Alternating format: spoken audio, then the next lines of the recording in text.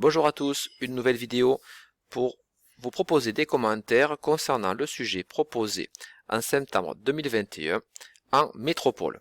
Ce sujet, cette partie 2, concerne les moustiques et la diversification des génomes. Vous aurez reconnu bien sûr le thème concernant la génétique et l'évolution. Tout d'abord une lecture du sujet qui concerne le moustique non scientifique Culex pipiens, moustique commun en France, responsable de nuisances importantes par ses piqûres et les maladies qu'il véhicule. Des insecticides sont utilisés pour l'éliminer, mais les cas de résistance sont devenus fréquents. La question qui vous est proposée est la suivante: montrer que l'émergence de résistance aux insecticides chez le moustique au cours des dernières décennies repose sur des mécanismes de diversification de son génome. Vous organiserez votre réponse selon une démarche de votre choix, intégrant des données, des documents et des connaissances utiles. Je vous rappelle que sur ce type de questions, partie numéro 2, il s'agit d'extraire toutes les informations qui vont vous permettre de répondre aux problèmes à partir des documents, c'est la priorité, et vos connaissances viendront ensuite à l'appui de votre argumentation pour vous aider à faire une interprétation de ces documents. Diversification de son génome. L'idée va être ici de montrer que ce génome va être modifié, va être augmenté en termes d'allèles, de gènes aussi, on va le voir ensemble. Bref, ce sont ces idées ici, en tout cas, que ce sujet vous propose de découvrir avec le cas de l'apparition de résistance aux insecticides chez le moustique. À partir du document numéro 1, donc le document numéro 1 que vous avez ici va déjà donner pas mal de clés par rapport à la compréhension de ce sujet, puisqu'il vous montre les effets des insecticides organophosphorés sur ce moustique. Vous avez ici 3 schémas et une explication, un petit rappel sur... Alors vous voyez que ce sujet est assez intéressant dans le sens où il mélange de thèmes différents, puisque là ici on fait référence notamment au système nerveux, à la communication nerveuse, et vous avez un sujet quand même qui en tout cas pose la question de la génétique et de l'évolution. Ici, on vous explique que l'acétylcholine est un neurotransmetteur permettant le passage du message nerveux au niveau de certaines synapses. C'est le schéma numéro A qui, en fait, finalement, est en quelque sorte une forme de témoin. D'accord ? Et on vous dit que, ici, petit rappel, vous avez le message nerveux qui va arriver. On va observer donc une exocytose de ces vésicules qui contiennent les neurotransmetteurs. Ces neurotransmetteurs se retrouvent dans la fente synaptique et vont venir sur ces récepteurs postsynaptiques, neurones ou cellules musculaires, pour provoquer soit l'apparition de nouveaux messages nerveux, soit une contraction de la cellule musculaire. Juste après, on vous montre ce qui se passe bien juste après l'exocytose. Normalement, vous avez une enzyme appelée l'acétylcholinestérase qui va venir dégrader, c'est ce que je vous explique ici, qui va venir dégrader l'acétylcholine qui reste, qui ne s'est pas fixée sur les récepteurs. Cela permet ainsi à ce message d'être court d'un point de vue temporel. Quels sont les effets de l'insecticide organophosphoré? Ici, c'est schématisé sur ce petit document que vous avez là, donc le numéro C, où on voit que l'insecticide, qui apparaît la petite croix ici, va venir bloquer ici l'acétylcholinestérase. La conséquence est que l'acétylcholine, les molécules se retrouvent en plus grand nombre car elles ne sont pas dégradées, ce qui fait qu'elles viennent quasiment se fixer de manière permanente sur ces récepteurs. Si nous avons un neurone ici, le message nerveux va être produit en permanence. Si c'est une cellule musculaire, cette contraction musculaire ne va pas s'arrêter. On a une forme de paralysie de l'insecte qui va être provoquée puisque l'acétylcholine n'est plus dégradée et ceci va finir par aboutir à la mort de l'insecte. Donc, ce que l'on peut dire par rapport à ce document, c'est que ces insecticides organophosphorés vont agir sur l'acétylcholinestérase et vont agir comme sous forme d'inhibiteurs, c'est le terme ici qu'on pourrait utiliser, sur cette enzyme. La question qui se pose maintenant, comment les insectes, au cours de l'évolution, ont pu développer, ont pu sélectionner au cours de l'évolution des mécanismes de résistance. Quels sont ces mécanismes de résistance? Au niveau du document numéro 2, on a 3 documents, 2A, 2B, 2C. Le premier document que vous avez, donc le 2A, montre la comparaison entre deux allèles. L'allèle d'un allèle sauvage, donc c'est le plus fréquent, et l'allèle donc ACE1R, qui est l'allèle porté par certaines souches de moustiques. Ici, on voit quand on compare ces deux allèles déjà des différences ici.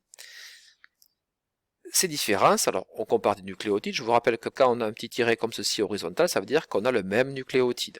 On ne voit que les différences. Ici, on voit des différences apparaître. On voit des différences apparaître ici. Ces différences que l'on peut observer correspondent à des mutations que vous avez ici de cet allèle, des mutations qu'on peut qualifier de ponctuelles puisqu'elles concernent un nucléotide ici et un autre ici. Donc première chose que l'on peut dire par rapport à ça. Une petite remarque peut-être, on voit ici que le GGC apparaît en gras, enfin ces trois nucléotides apparaissent en gras, mais il n'y a pas de légende pour expliquer pourquoi ils ont mis en gras ici, donc là je n'ai pas plus de précision à vous apporter. Tout ce que l'on peut voir ici, en tout cas, c'est qu'il y a des mutations ponctuelles, donc des différences génétiques entre l'allèle sauvage et l'allèle porté par certaines souches de moustiques.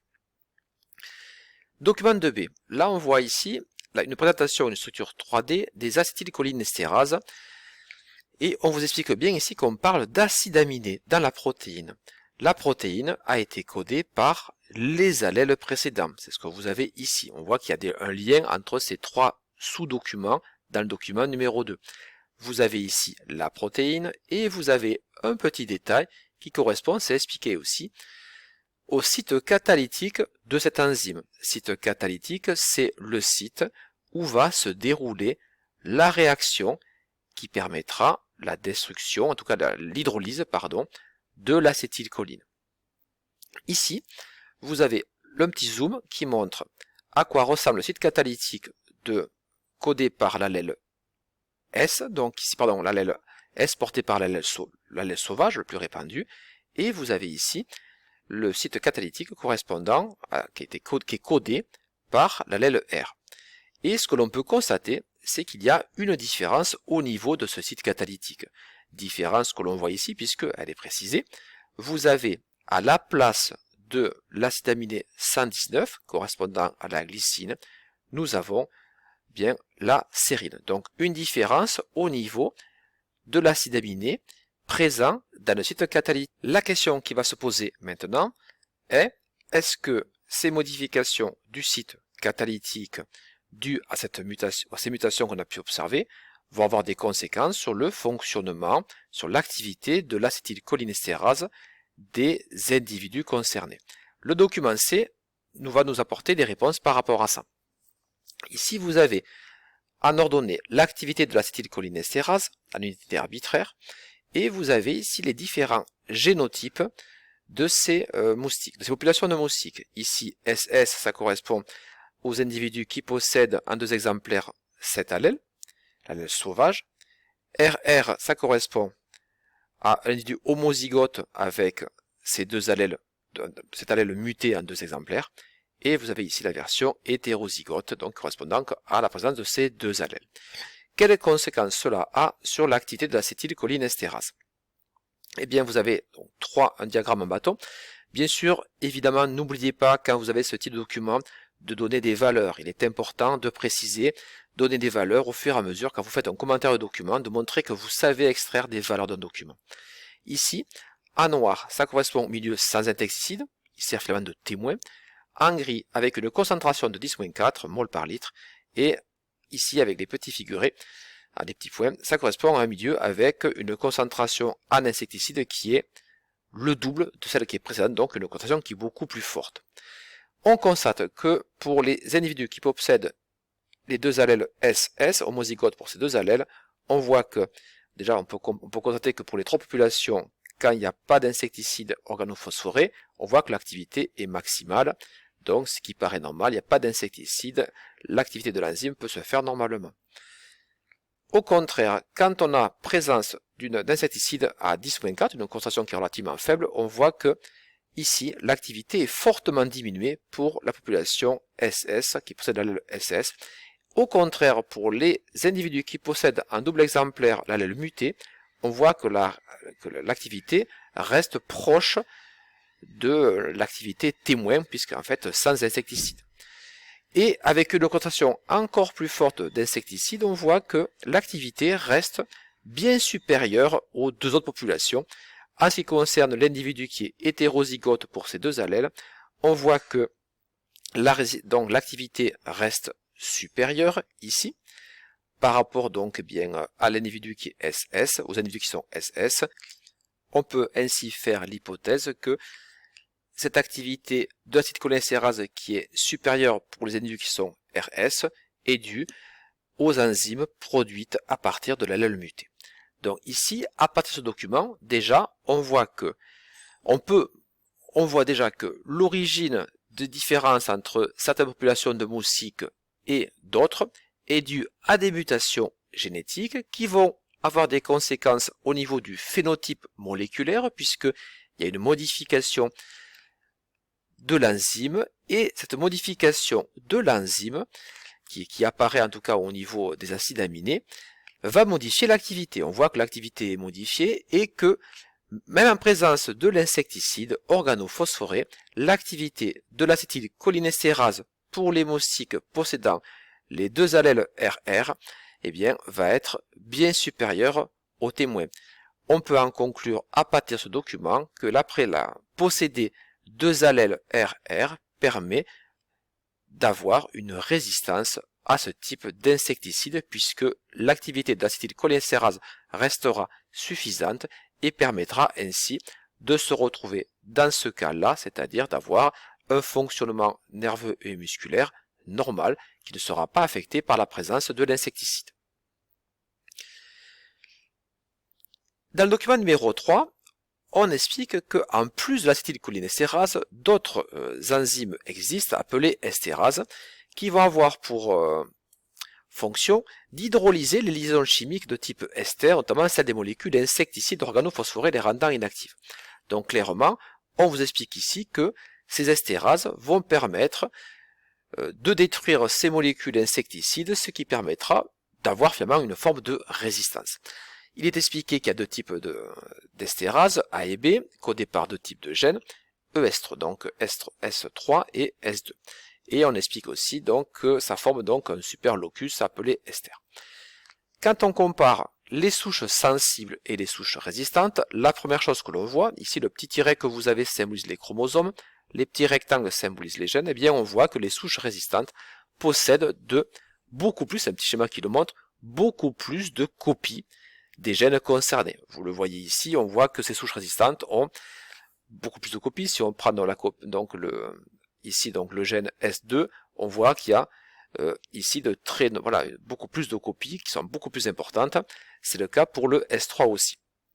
Ici, on voit d'ailleurs, c'est confirmé par ce tableau que vous avez là, qui vous montre que les souches qui sont sensibles aux insecticides n'ont qu'une copie de chaque, alors qu'ici, pour les souches qui sont résistantes, on voit qu'il y a beaucoup plus de copies, donc qui peuvent aller parfois, si on prend Cyprus, jusqu'à 43 copies par rapport ici donc à elles concernées, et pour certains ici, on est même à 60 copies, donc beaucoup plus important. Quelle est la conséquence du fait d'avoir plus de copies d'un gène donné? Ici, vous avez une électrophorèse qui vous est montrée sur gel d'amidon. Une électrophorèse, c'est une méthode de séparation des protéines de mélange on soumet donc ce mélange à un champ électrique et on va faire migrer les protéines en fonction de leur charge et aussi de leur encombrement moléculaire en fonction de leur masse. Ici, ce qui est intéressant de voir, on vous l'explique, c'est que la superficie des tâches est proportionnelle à la concentration en protéines. Qu'est-ce que l'on voit? On voit que bien pour les souches qui sont résistantes, qui sont montrées ici, c'est l'axe donc Vim et Cyprus, on voit en fait que la surface de la tâche va dépendre de la quantité de protéines. Et on voit que pour les souches Cyprus sauvages et les souches Celax qui ont le plus de copies ici de ce gène, on voit qu'il y a aussi plus de protéines. Plus vous avez de copies du gène concerné, plus vous avez de protéines qui sont codées, et ces protéines sont des estérases, des enzymes qui vont permettre la dégradation des molécules insecticides. Au final, l'apparition de mécanismes de résistance chez les moustiques va être due à deux mécanismes. D'une part, l'apparition de nouveaux allèles grâce à des mutations, et aussi l'apparition de nouvelles copies de gènes grâce à des mécanismes de duplication.